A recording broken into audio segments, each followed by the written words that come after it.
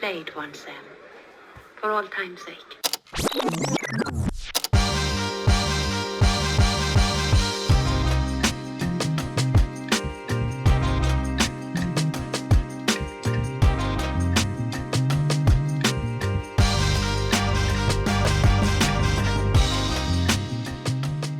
Live in a golden age of new technology replacing old technology that isn't even that old. The rate of innovation today is wild, and you don't have to go back that far to see how drastically technology has changed. Look, when I was in high school, I worked for a video rental store where we rented VHS tapes. It wasn't 1975, this was the 90s. Most of us were still watching VHS 20 years ago. If you wanted to check out Kate Winslet letting Leo die because she wouldn't come up off the corner of that massive door, you had to bring home that big old 2-tape brick. Think about that the next time you turn on your magically connected TV and hit play on literally any TV show or movie that exists. Now, kids, I would explain to you what a VHS tape was, but I really don't have time because we have so many other outdated technologies to talk about. For example, fast forward a year or two, I'm in college. Now let me paint you a picture. I had a sweet, tightly lined up chin strap beard. My hats all had stickers on them. And I had those sweet, sweet ice white Allen Iverson sneaks with the straps undone to hold up the pant leg on my unnecessarily baggy jeans. To put it mildly, I was killing it. And obviously that wardrobe, along with rent, books, tuition, etc., took an investment. So I had a couple jobs. And one of those jobs was as the shift supervisor for Blockbuster Video. Blockbuster Video. The Holy Land. Anyway, where were we? Right. I worked there around the time that you could start renting DVDs. Now, look, I was hoping to find an actual DVD to hold up so you could say, see, this is what a DVD was, but I didn't actually have one. So this is an Xbox One game. And you know what? This is from 2014. Also, I don't know if you've ever been to a Blockbuster. I'm sorry if you haven't. It was magical, but it wasn't just VHS and DVDs that we were slanging. No, we also had popcorn, we had those prepackaged pickles that were delicious, and we had those big Dasani bottles that they put salt in to make taste more watery. You know what? It worked. It tasted so much more watery. But while you were perusing those Friday night snacks, you might have seen another disc on that counter, and that disc said AOL on it. In the late 90s and early 2000s, AOL was how most of America accessed the internet, America Online. It was slow. There wasn't a lot you could do besides check your mail and chat boards. And oh my God, can you hurry up already? So why the CDs, AOL? Well, in the late 90s and early 2000s, software had to be installed on your machine. And remember, even personal computers at that time took up half your desk. In today's world, where almost everything is web-based and we have the cloud, it's almost hard to fathom. But between 1993 and 2006, it's estimated that AOL sent out over 1 billion CDs. And look, that's just how we did things until the year 2000, when a launch campaign from a little startup changed everything. I'm Kevin. This is Play It Back, where we're bringing you game tape from your favorite campaigns. And today, we're talking about a revolution in enterprise software and some of the most aggressive and innovative marketing I've seen out of a B2B company. We're talking about Salesforce.com. Look, it's almost hard to talk about Salesforce as a scrappy startup. The customer relationship management software company's current valuation is hovering around $209 billion. There are entire highly paid professionals whose titles include the word Salesforce. For many, if not most businesses, Salesforce might be the most important software their business runs on. But when they launched as Salesforce.com in 2000, none of that existed. No one had any idea who Salesforce was. Not to mention, they were a newcomer with the cheaper product going up against massive incumbent players who wanted Salesforce nowhere near their market. Okay, let me back up. Remember that AOL CD that made you install actual software on your compact Presario if you wanted to use the internet?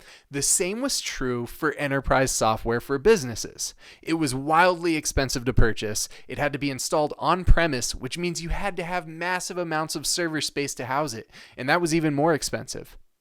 It was like, okay, do you remember the movie Hackers from 1995? On-prem software basically meant you needed the Plague server room, but instead of being hella dope with lots of lights and skateboards and sunglasses, it probably looked more like Whopper from War Games, even if it didn't play tic-tac-toe. And look, I'm sorry if you're too young to get those references. You can go rent them at Blockbuster. So anyway, Salesforce came along with a web-based product that did the exact same thing as these incumbent players, but at a fraction of the cost. Those incumbents, specifically Oracle, which is still out there, and Siebel, which is notably not, Oracle acquired them, were making billions in this on-prem software. So how does a software newcomer with an untrusted type of software win the hearts and minds of software customers who are already pot committed to their software providers? Simple. You tell people software is dead. Salesforce CEO Mark Benioff has now made a career out of bold plays that get press. You might even be one of the people who stayed on a cruise ship in San Francisco a few years ago when the entire city shut down for its annual Dreamforce conference headlined by some of the biggest rock stars on the planet and you couldn't get an actual hotel room. Yeah, that was Benioff. But back then, Benioff was the new guy. Although he was a new guy who knew one thing. He and his co-founder Parker Harris didn't just want to be the best CRM on the market. They wanted to change how business was done by moving it to the cloud, even if that's not what it was called back then. And man, a couple decades later, I think we can all safely say it worked, but how did Salesforce get that attention that they needed to in order to make it happen? Did they run a bunch of social ads? No, that wasn't a thing yet. Was it a new white paper with an analyst firm talking about cloud-based software? Look, I love a good Magic Quadrant as much as the next guy, but that's not going to change how business is done. Benioff went guerrilla with a 3-part campaign that had Business Week calling Salesforce the ant at the picnic. And specifically, they meant Siebel's picnic. And the campaign was masterful, but it started with a great story. As any marketer knows, a good campaign starts with a great story, and Salesforce did this better than anyone. To paraphrase Andy Raskin, who helps CEOs and founders frame their strategic narrative, you have to be clear about one core thing in your story: the old game versus the new game. You can't convince people you're better if you haven't convinced them that there's a problem with what they're already doing. And Benioff and his team, as well as their agency Outcast, knew this better than anybody. They set the tone in a provocative way by building an entire campaign around that concept: software is dead. So there's this elephant in the room, right? Because I just said that Salesforce is a $209 billion software company. But it got people's attention, and it captured the heart of their argument. On-prem software, as the world knew it, because they'd gotten 1 billion AOL CDs in the mail, was dead. The cloud was the future. Salesforce was the future. The future was cheaper, it was quicker, it was easier to use. And if it prompted people to ask good follow-ups about what it means, that's a good thing. Salesforce embraced that. A great story is clear and compelling, but it's also provocative. And few can walk that line as well as Salesforce did when they launched. So with the story defined, it was time to execute. And Salesforce planned all 3 strikes on a single, probably foggy day in San Francisco. In the year 2000, there was a big tech conference known for launching new products called Demo. Now, demo conferences haven't taken place for nearly a decade, but back then it was huge. TiVo, VMware, Evernote, E-Trade, WebEx, they all debuted at Demo. Oh, and so did a little company called Salesforce. Salesforce launched at the conference and earned the stripes as one of the top companies to watch that year. Now, this would have been big enough for most tech founders. The press coverage of the event included the biggest publications in tech and business at the time. But launching a product on stage at a conference might get you a few more customers. But it's not going to redefine the industry. It's not going to redefine business in general. Benioff wanted to go so much bigger, and he wanted to go for the jugular of one of the most powerful incumbents, Siebel, which led to strike number 2, a protest. Siebel just happened to have their user conference on the same day in the same city as Demo. So Salesforce hired paid actors as protesters to set up shop outside. They wore bright red shirts that said "Death to Software." They held signs and they shouted things like Red Rover, software is over." Now look, it's hard to imagine staging a protest as a marketing stunt in 2022. But keep in mind that this was a different world. Facebook and Twitter didn't exist. So it was a whole vibe in 2000, even if Salesforce's brand new marketing team was apparently terrified about Benioff's strategy to go negative instead of positive. And it clearly drew the attention of Siebel customers attending the user conference. And it drew the attention of Siebel. The old incumbent company pulled 3 semi-trucks out in front of the building to block the protesters as much as possible. Didn't really work. In part because Siebel's customers had already seen. In part because Outcast, Salesforce's agency, had done a masterful job of inviting press to check out the protest. In part because semi-trucks also blocked Siebel's branding. And in part because Salesforce wasn't done. They used the protest to hand out invitations to strike number 3, their launch party that evening. And the theme carried through. Guests of the party were instructed to bring a piece of old software, which they threw into overflowing trash bins full of the stuff. Oh, man. I can only imagine how many AOL CDs breathed their last breath that night. Thoughts and prayers. From there, guests entered a military-themed party. Again, weird vibe if it's 2022, but remember that this is pre-9/11 America. Master P, No Limit Soldiers, they're riding around high school gymnasiums in gold-plated tanks, rocking the cutest camouflage I have ever seen. Like I said, it was a whole vibe.